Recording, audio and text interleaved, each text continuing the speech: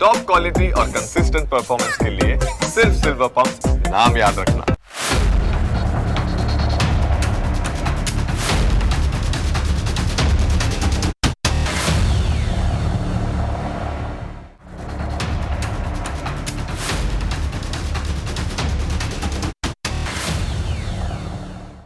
આપણે ઘણી વખત સવાલ થાય કે સ્કૂલમાં ભણાવવામાં આવેલી દરેક માહિતી સાચી હતી કે નહીં. ક્યારેક સરકારોના એજન્ડાના ભાગરૂપે પણ બાળકોને ખોટી વસ્તુ શીખવાડવામાં આવે. જેમ કે 1971ના યુદ્ધમાં પાકિસ્તાનના હજારો સૈનિકોએ ભારત સમક્ષ શરણાગતિ સ્વીકારી હતી. આ હકીકત છે. પરંતુ પાકિસ્તાનના પાઠ્યપુસ્તકમાં ભણાવાય છે કે 1971ના યુદ્ધમાં પાકિસ્તાનની જીત થઈ હતી. ત્યારે પાકિસ્તાનની અત્યારે વાત શા માટે કરવી? અમારે તો વિજ્ઞાનના એક સવાલની વાત કરવી છે. વિજ્ઞાનના વિદ્યાર્થીઓને એક સામાન્ય સવાલ પૂછવામાં આવતો હોય છે કે ધરતી પરથી કોણે સૌથી પહેલાં અવકાશ યાત્રા કરી હતી? બીજેપીના નેતા અનુરાગ ઠાકુરે હમણાં એક કાર્યક્રમમાં સ્કૂલના વિદ્યાર્થીઓને આ સવાલ પૂછ્યો. તેમણે પૂછ્યું હતું કે અવકાશમાં યાત્રા કરનારી પ્રથમ વ્યક્તિ કોણ હતી? બધા વિદ્યાર્થીઓ એક અવાજે બોલી ઉઠ્યા કે નીલ આર્મસ્ટ્રોંગ. આ સાંભળીને અનુરાગ ઠાકુરે કહ્યું કે મને તો લાગે છે કે એ હનુમાનજી હતા. અનુરાગ ઠાકુરે બાળકોને સમજાવતા કહ્યું કે આપણે અત્યારના સમયગાળાને જ ધ્યાનમાં રાખીએ છીએ. આપણે આપણી હજારો વર્ષ જૂની પરંપરા, જ્ઞાન અને સંસ્કૃતિને ધ્યાનમાં નથી લેતા. જ્યાં સુધી તેનું જ્ઞાન નહીં થાય ત્યાં સુધી અંગ્રેજોએ જે કંઈ પણ બતાવ્યું ત્યાં સુધી જ આપણે મર્યાદિત રહીશું. તેમણે એમ પણ કહ્યું કે હું વિદ્યાર્થીઓને અપીલ કરું છું કે પાઠ્યપુસ્તકમાંથી બહાર નીકળીને આપણા વેદો, પરંપરા અને જ્ઞાન પર પણ નજર કરવી જોઈએ. અનુરાગ ઠાકુરની વાતને લઈને એક હવે નવી ચર્ચા શરૂ થઈ ગઈ છે કે ખરેખર કોણે સૌથી પહેલાં અવકાશ યાત્રા શરૂ કરી હતી. હવે કેટલીક હકીકતો પર પણ નજર કરવી પડે. આ કેસમાં બે ભૂલ થઈ ગઈ છે. સૌથી પહેલાં તો વિદ્યાર્થીઓને સાચો જવાબ ખબર નથી. બીજું કે અનુરાગ ઠાકુરે ખોટો સવાલ પૂછી લીધો હતો. કદાચ તેમણે પૂછવાની જરૂર હતી કે બીજા ગ્રહ પર સૌથી પહેલાં કોના પગલાં પડ્યા હતા. હકીકતો પર નજર કરીએ ને તો સોવિયત સંઘના અવકાશયાત્રી યુરી ગેગરીને સૌથી પહેલાં અવકાશ યાત્રા કરી હતી. તેમણે 1961માં પૃથ્વીનું ચક્કર લગાવ્યું હતું, જેમાં અનેક વર્ષો બાદ નીલ આર્મસ્ટ્રોંગનો વારો આવ્યો હતો. 1969માં આર્મસ્ટ્રોંગ ચંદ્ર પર પગલાં પાડનારા પ્રથમ માનવી હતા. હવે અનુરાગ ઠાકુરની વાતથી લોકો બે ભાગમાં વહેંચાઈ ગયા. કેટલાક લોકો તેમને સપોર્ટ કરે છે, જ્યારે કેટલાક લોકો એનો વિરોધ કરે છે. તેમની દલીલ પણ જાણી લઈએ.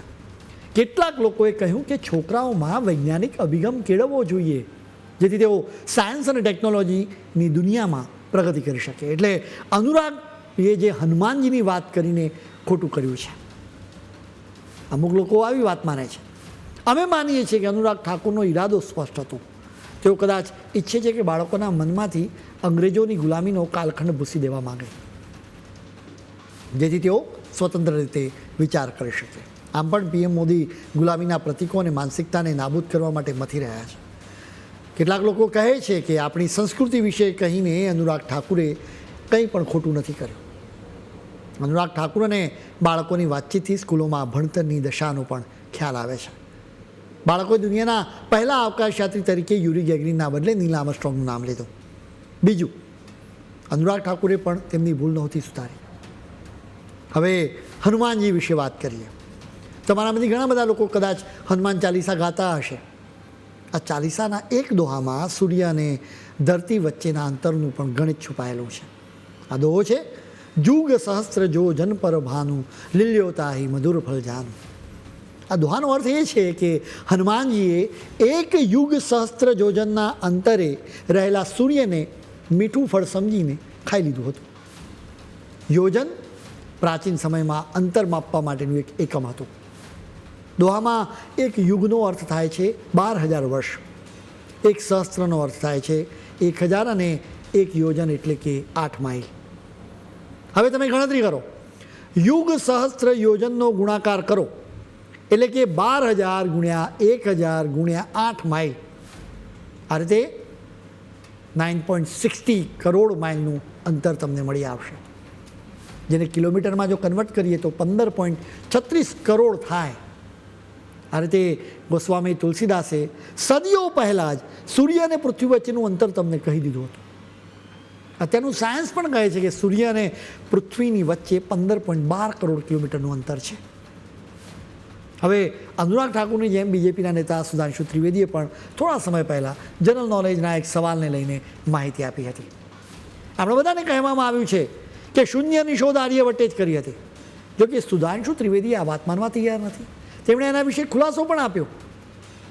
સુધાંશુ ત્રિવેદીએ કહ્યું કે આર્યભટ્ટે શૂન્યની શોધ નહોતી કરી, બલકે અંગ્રેજોને આર્યભટ્ટના પુસ્તકોમાં શૂન્ય વિશે લખાણ જોવા મળ્યું.